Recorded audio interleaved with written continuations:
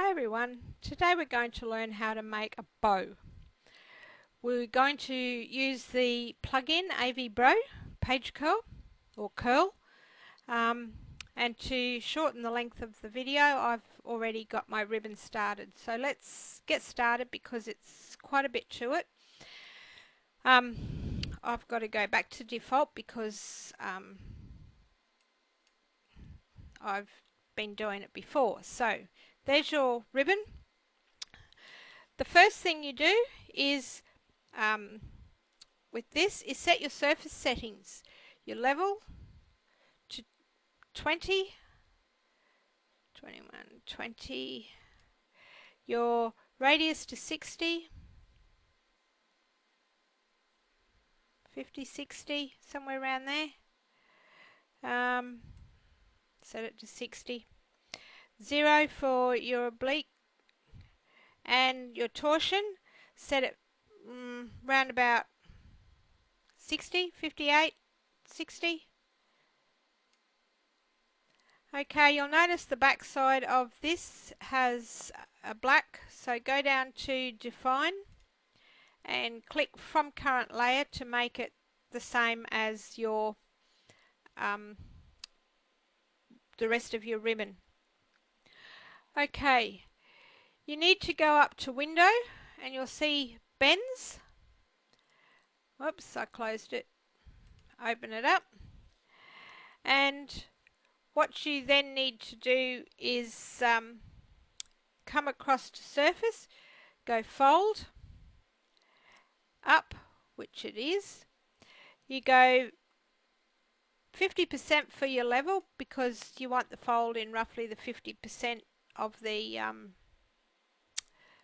of your ribbon, and up to round about 130, 35 or something. 35 for the surface angle. That is the angle that your ribbon is. You will then go up to window again and click on 3D transform, which I have here.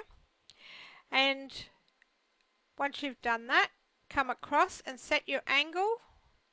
You can either move your big circle slider or just type 0 in. Okay, come across to rotation, spin 0, azimuth, round about 112, and altitude, take that down to about 74.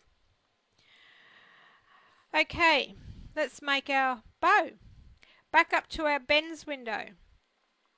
Click add. On your surface circle, click 0. Go back to your bends window, click add, and this time swing your circle round to 180, and you'll see you've got two curls there with the bend in your ribbon. The next bit is kind of the tricky bit, and you will have to play around with settings, and I'll explain how, but it will vary on the width of the ribbon that you have. So click on bend 3 up in your bends window, and I'll move the level over on your surface down. I'll move it down to about 5. Then click on bend 2, come back over here to your level, and I'm also going to take that down to 5. Now you would think that that would line up, but it doesn't. And if you want to have a look, use your big green square and you'll see I've found that I actually have to go back to my bend, and this angle, move it up. Now this will depend on the ribbon that you're using, and just do it a little bit at a time. because it is quite touchy. Okay, now you can't really see there, so I'll bring it back round. If I click on apply and I zoom in, and I find it and zoom in, it looks perfect. It probably isn't touching, but for the purpose of this video, I will say it's perfect. Okay, you may have to go back into AB Bro several times to get the two edges of your ribbon. Obviously, if you've got one colour, you won't really notice it. I've got gold and you can kind of see it, but the ribbon will be far enough away that it probably won't be noticed. But time is of the essence, so duplicate, image, mirror. Now, join the pair of them up. Add a new layer. Then I like to use my ellipse tool, and I've got to go back and find my pattern. There it is. Pattern for the fill. There it is. Okay. Use my ellipse. Just draw that out. You can squish it to make it a bit flatter. Elongate it. Doesn't have to be absolutely perfect. Convert to raster layer. Now, to tuck the ends of your bows in, I like to go to my warp tool. I have it reasonably high and just push them in so they tuck in nicely behind the knot in the center. Go to the other one and again just give it a nice shape. Okay, now no knot is dead perfect, so we'll go to the layer that's got the knot and we'll give it a bit of a squish. You'll see that there's an end sticking out there, so I'm going back to my ribbon bows and I'll push them down, tuck it in, and then it's up to you to do your highlight, brightness, darkness, contrast. Just very, very quickly I'll do this. Back to colour white for the light. You can use your brightness, darkness tool if you want. Thin size, and I'll use that for my dark.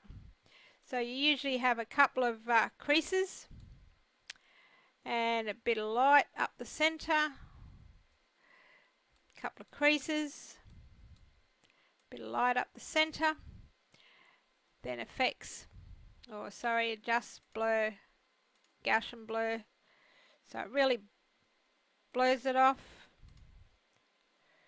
about 10 maybe. Still can't see the dark, so rather than redo it, I'll just going to use my darkness tool here, just darken the crease up that you get in the in your ribbon. This has been gone over in another.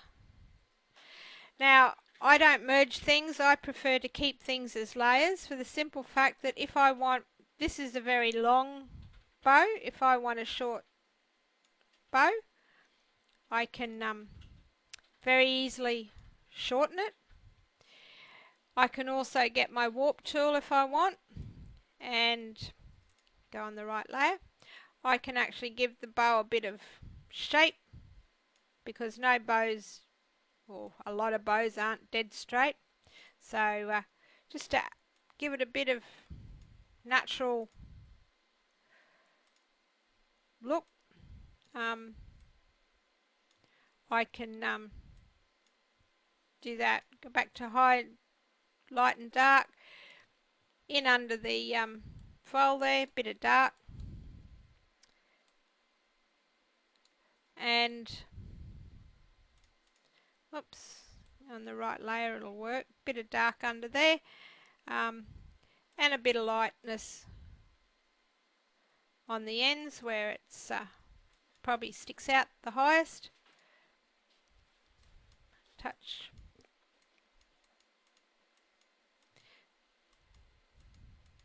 There, that'll do. Just quickly, a little bit of soften. This is not perfect, but it'll give you the idea. So I hope that's helped you understand how you can make a loop for a bow. You can double it up. This is one that I did earlier. I've actually doubled up.